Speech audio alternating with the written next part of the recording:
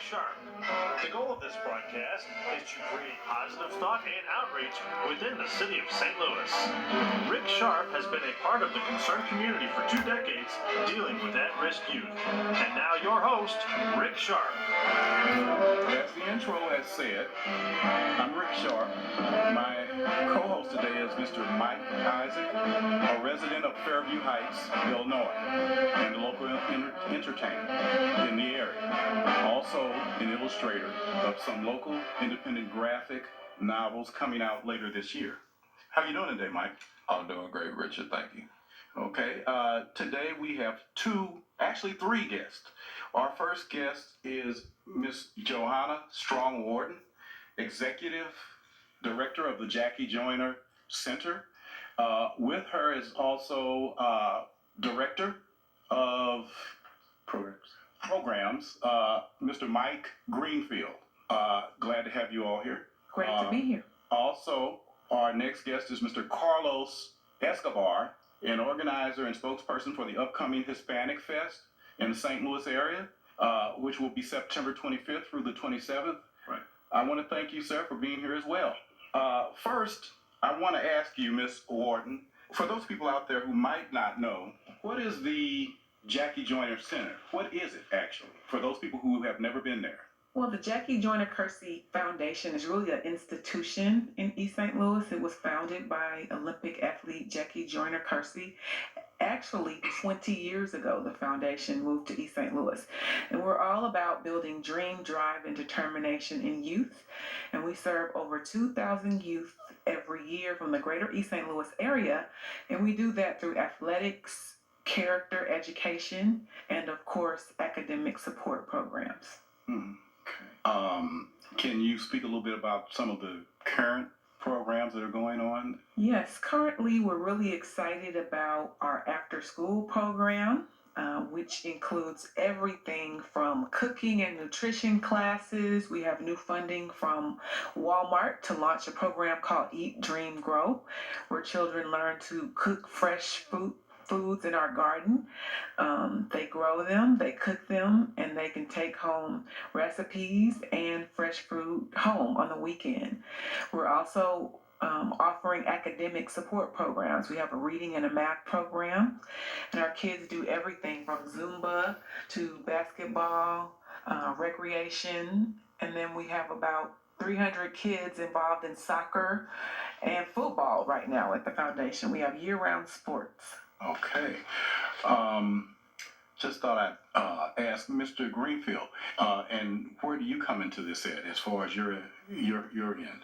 Well, obviously, my responsibilities with the foundation. I have the program hat and a facility hat that I wear both for the foundation and the center. But mainly helping develop the programs, implement them, manage staff, kind of the operational day-to-days to keep the center open, running, and moving along, continuing to recruit and expand our reach with different programs and try to get as many kids involved as we possibly can. Mm-hmm. Okay.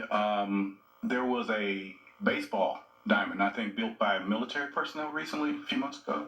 Yeah, well, the Mission Continues with Fox Sports Midwest, and the Mission Continues came in back in the beginning of August and worked and did a bunch of projects at the facility, everything from working on the baseball diamonds to helping us repair some fencing that was destroyed on the diamonds, helped us build a garden area, an arbor in the garden area, helped us build a temporary playground for our new Head Start visitors that we have currently in our building, and so they just helped us with an unfinished brick project that had started back in 2006 or 7 that we've kind of completed. So they were there. They had about 195 volunteers, I believe, is what was on site, and just building the facility, kind of helping us rebuild the facility and continue to do those small projects that just take a lot of man hours. And it was a great day of having the military veterans, and Jackie was on site with the military veterans taking pictures, and it was just a great day at the center, and it was full of energy. And Al Urbanski came in and spoke and took some big pictures, and they aired it all that night on Fox Sports Midwest, which was really, really nice to see the center on TV in such a positive light for the city. Yeah, I caught a little of that on television myself. I wish I could have been there. It actually was a great event. I could tell from the way everything I saw on television. Yeah, we have we sit on 37 acres and we have a 41,000 square foot facility. Mm-hmm. So it's really a very impressive campus that's right off Highway 64. Mm-hmm. And we have a very small staff. We're in the process of ramping up to a grand total of 8 employees. So it really takes a lot of support from volunteers to maintain the facility, maintain the grounds, and serve the 2,000 kids that we help every year. If it were not for volunteer through corporations or in caring individuals, there's no way that we can have the impact that we could have and maintain the beautiful campus that we have. Mm-hmm. And you have actually been in your at your post how long now? Yeah. I am approaching my 1-year anniversary. Okay, very good. Mr. Greenfield? I just celebrated the 36 months, 3 years on the job on Tuesday after Labor Day. I've officially been on board, and it's been a really exciting, and from going back when I started there in May of 2012 and driving in, and the facility needed a lot of work. The grass, the baseball fields, you couldn't see the dirt, and we didn't have any kids in the building to where we are now today. It's pretty exciting, and we just continue to grow, and it's like Johanna spoke of. It's been just a outpouring of support from corporations and church groups, and we see a lot of volunteers that come in and do mission work, and I manage and get to work with all them hands on every day, and it's so exciting and fun, and you can see the excitement they get out of it and the joy that they get out of being able to help, and obviously we get to see it every day when we drive in, all the benefits of things they've done for us. So we're really appreciative of that. Okay, that sounds good. Now, we've talked about some of the things that are positive going on at Jackie Joyner, that there's an ongoing mission.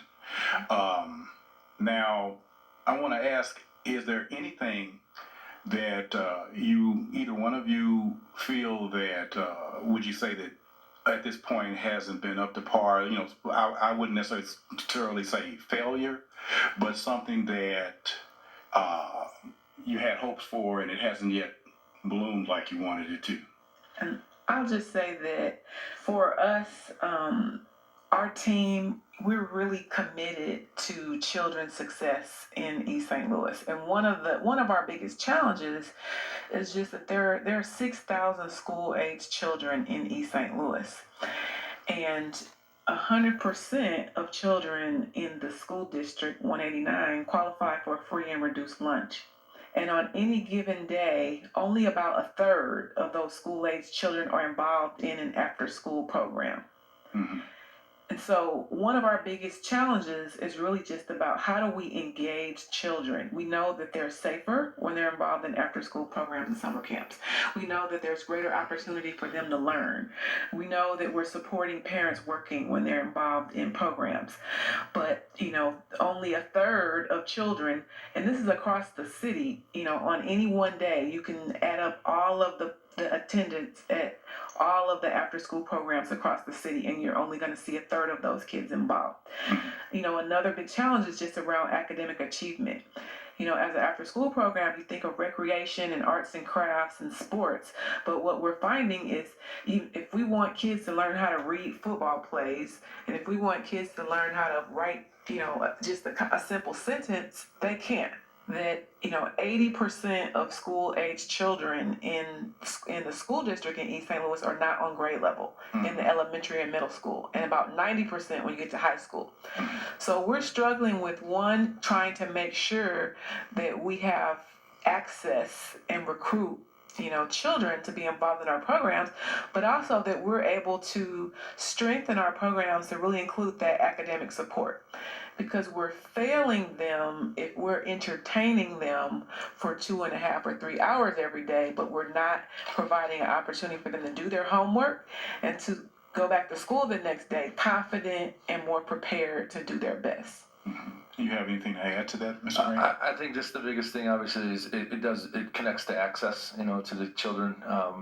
Some of our big challenges still linger in our whole community around transportation and being able to provide adequate transportation to get these children to the sites, to the different agencies that are all doing after school programming, and really, since Johanna's arrival, we've taken kind of more of a leadership role within the community of trying to be a pipeline to help other agencies get children, get our own, get all of our own seats filled. And some of the big hurdles are transportation, and I'm kind of, I think, operationally a lot, and logistics, so it's important for us to be able to have vehicles and transportation and funding to do that. And when you start building programs, even some of the community projects we've worked on with different agencies, you realize how much of the chunk of the finances and funding goes right into just transporting kid from point A to point B. And